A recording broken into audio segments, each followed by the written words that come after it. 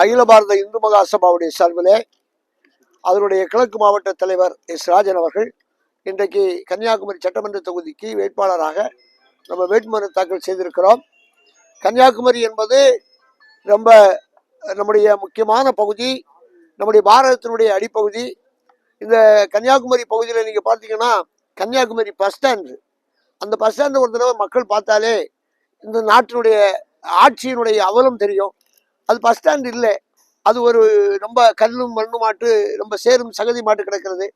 So மக்கள் பயன்படுத்தக்கூடிய வகையில் அந்த பஸ் ஸ்டாண்ட் அங்கே இல்லை. அதே மாதிரி நம்முடைய பகுதியில் இருக்கக்கூடிய மலைகள் எல்லாம் சுரண்டப்பட்டுக்கிட்டே இருக்கிறது. நல்ல தண்ணி இல்லை, குடிநீர் இல்லை. இப்போ இங்கே பார்த்தீங்கன்னா நம்முடைய தோவாளை பகுதிகளில் பார்த்தீங்கன்னா நல்ல குடிநீர், தரமான குடிநீர் இல்லை. ஆனால் குளங்களுடைய எண்ணிக்கை ரொம்ப அதிகம், விவசாயிகள் அதிகம். ஆனால் குளங்கள் எல்லாம் தூர்வாங்க வாரப்பட்டிருக்கிறதான தூர் வாரப்படலை. அதனால தண்ணி தேக்கி வைக்க முடியல, தண்ணி மக்களுக்கு தாராளமாக கிடைக்கல. இங்கே விவசாய நிலங்கள் அதிகம், ஆனால் விவசாய நிலங்கள் எல்லாம் பிளாட் போட்டு நினைச்சுக்கிட்டு இருக்காங்க. அரசியல் தரகர்கள் எல்லாம் பிளாட் போட்டு அதை வித்துக்கிட்டு இருக்காங்க.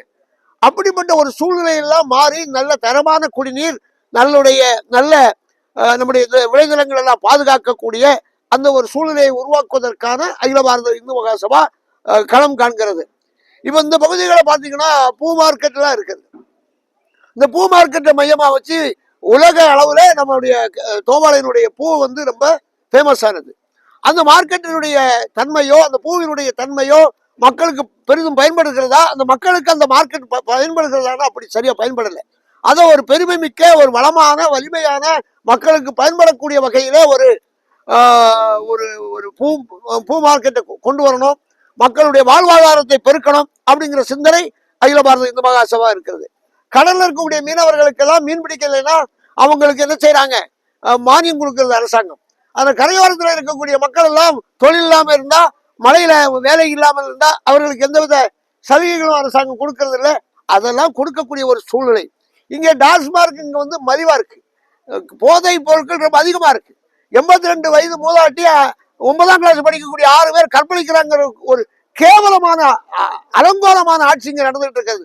அதை மாற்றணும். அதை மாற்றி ஒரு நல்ல ஒரு சூழ்நிலை, போதை இல்லாத தமிழகத்தை உருவாக்குவதற்கான ஒரு முயற்சியில அகில பாரத இந்து மகாசபாவுடைய வேட்பாளர் அதற்காக சட்டமன்றத்தில் குரல் கொடுப்பார்.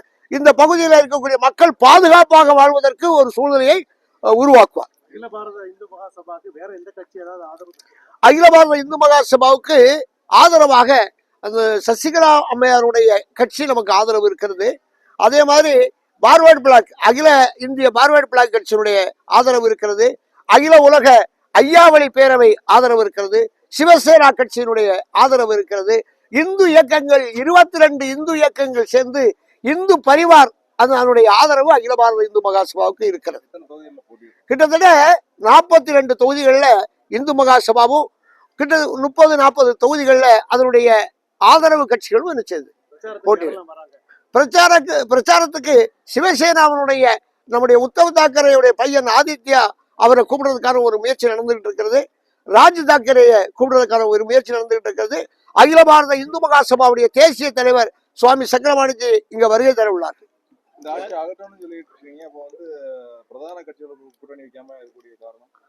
பிரதான கட்சி இங்க இருக்கக்கூடிய திமுக, அதிமுக இதுதான் பிரதான கட்சியாக நம்ம கண்ணு முன்னால தெரிகிறது.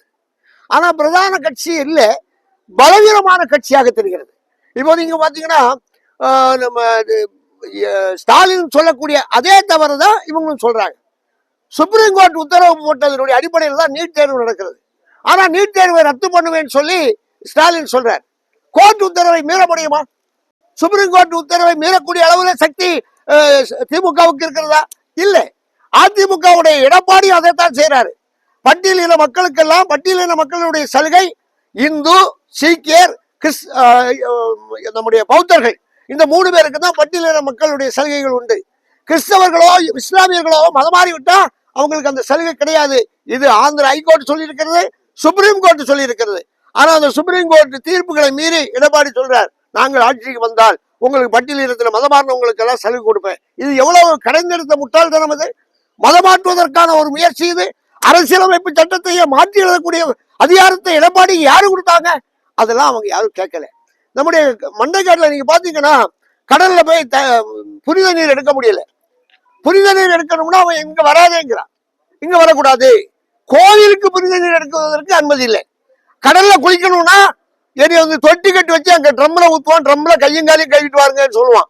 கடலுக்கு வராதே, கடல் கரைக்கு வராதே, கடல் உனக்கு சொந்தம் இல்லைங்கிறான்.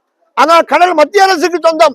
500 மீட்டர் கடல் கரையில இருந்து மத்திய அரசுக்கு சொந்தம். ஆனா நாங்க கடலுக்கு போக முடியல, மண்டகேட்ல இருந்துட்டா கடலுக்கு போக முடியலடா. கடல் யாருக்கு சொந்தம்? கிறிஸ்தவ மீனவர்களுக்கு மட்டுமா சொந்தம்? அத்தனை பேருக்கும் சொந்தம் என்று சொல்லக்கூடிய வகையில நம்ம அதுக்கான ஒரு போராட்டத்தை பண்ணிக்கிட்டு இருக்கோம். மத்திய அரசு இதுல செவி சாய்க்கல. செய்ய வேண்டியது மத்திய அரசு. மீனவ கிராம கிறிஸ்தவ மீனவ கிராமங்கள்ல உள்ள போறத, கடலுக்கு போறதை தடுக்கக்கூடிய செயலை செய்வது தவறு என்று மத்திய அரசு சொல்லணும். ஆனா மத்திய அரசு தாளாட்டுகிறது. ஆகையினால்தான் இதையெல்லாம் மக்களுக்கு தோல் உரித்து முகம், அவர்களுடைய முகத்தை இதுதான் இவங்களுடைய உண்மையான முகம், போலி முகம் என்று காட்டக்கூடிய வகையிலே அகில பாரத இந்து மகாசபா தனியாக களம் காண்கிறது. தாவேகா தலைவர் விஜய் வந்திருக்கிறாரு, அதனால எந்த கட்சிக்கு பாதிப்பு அதிகமா இருக்கு? தாவேகா தலைவர் விஜய் போட்டி யாருக்குன்னு கேட்டா அவருக்குள்ளே தெரியுது. வீட்டுல போட்டி பயங்கர போட்டியா இருக்கு. அவர் யாருக்கும் போட்டியாக இருக்க மாட்டார். அது திமுகவுக்கு தான் சவுக்கடி. ஆட்சி மாற்றத்திற்கான ஒரு சூழ்நிலைக்கு விஜயனுடைய வரவு திமுகவை பாதிக்கும். கன்னியாகுமரி தொகுதியில யாருக்கு இடையில போட்டி இருக்கும்? கன்னியாகுமரி தொகுதியில எங்களுடைய வேட்பாளர் எஸ் ராஜனுக்கு தான் போட்டி. அவருக்கும் வேற யாருன்னு எங்களுக்கு தெரியல. எங்களுக்கு நிறைய கட்சிகள் போட்டி போடுறாங்க. இன்னும் களத்துக்குள்ள நம்ம உள்ள இறங்கி போகல. எங்களுக்கு கிட்டத்தட்ட இந்த தொகுதியில 150 இடங்கள்ல விநாயகர் சிலைகள் வச்சிருக்கிறோம். 150 கிராமங்கள் எங்களுடைய கிராமமா இருக்கு. வடக்கும் தெற்கும் எங்களோடு இருக்கிறது. ஆகையினால இந்த தேர்தலில் எங்களுக்கு நிகர் நாங்க தான். தமிழகத்துல நான் தான் முதல்வர் வேட்பாளராக வரணும். ஆனா அதிகமான